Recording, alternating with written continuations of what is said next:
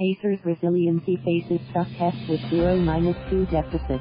Indianapolis Thaddeus Young and Bojan Bogdanovic ignored those who doubted the Indiana Pacers last season.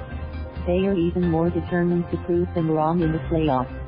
The veterans who helped the Pacers exceed expectations after losing Paul George in a trade and kept them together following Victor Oladipo's season-ending knee injury now insist they can help the Pacers overcome a 2-0 deficit against Boston. I think the biggest thing for us over the last couple of years is that we've always been a resilient team, Young said Thursday.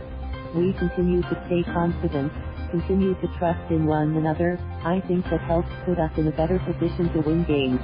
It's a test they've faced and passed many times over the past 22 months.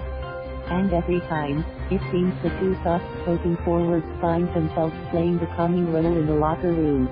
I can tell you, we wouldn't be the number 5 seed if not for those two guys, McDermott said not long after the Pacers sang happy birthday to Bogdanovic following practice.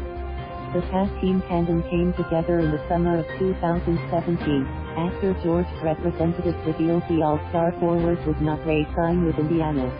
General Manager Kevin Pritchard responded by dealing his best player to Oklahoma City in exchange for Oladipo and Domantas Sabonis.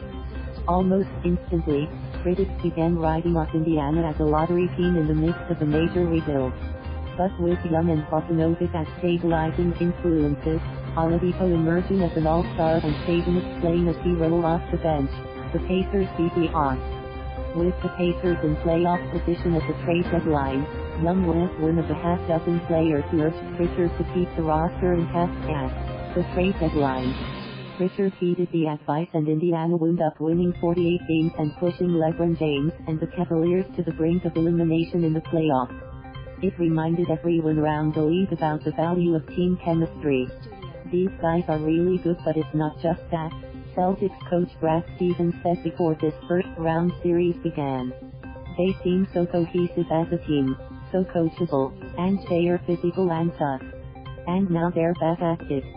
While prognosticators figured this season's Pacers probably would not finish higher than 4th in the East, they again anticipated a collapse when Oladipo crashed to the floor on January 23 with a season-ending ruptured quad tendon. Young and Bogdanovic led the Pacers to a win that night, but when they lost the next 4 it appeared the season was unraveling. That's when Young and Bogdanovic turned things around.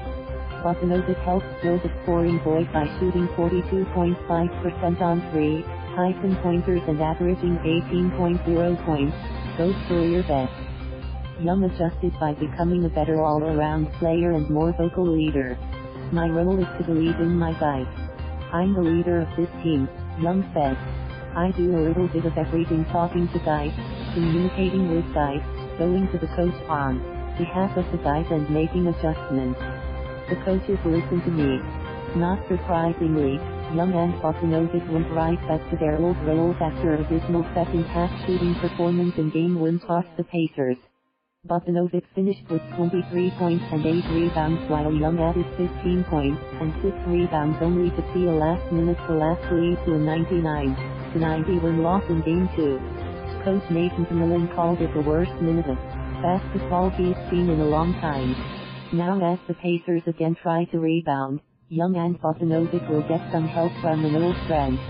But Young and Bogdanovic also know what they must do to prevent Indiana from falling into a 3-0 deficit and on the brink of a second first-round sweep in 3 years. It's critical, Bogdanovic said as he turned 30.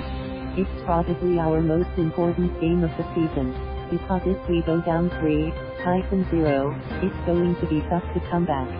We beat ourselves the last 2 games. Thank you for watching. Please subscribe.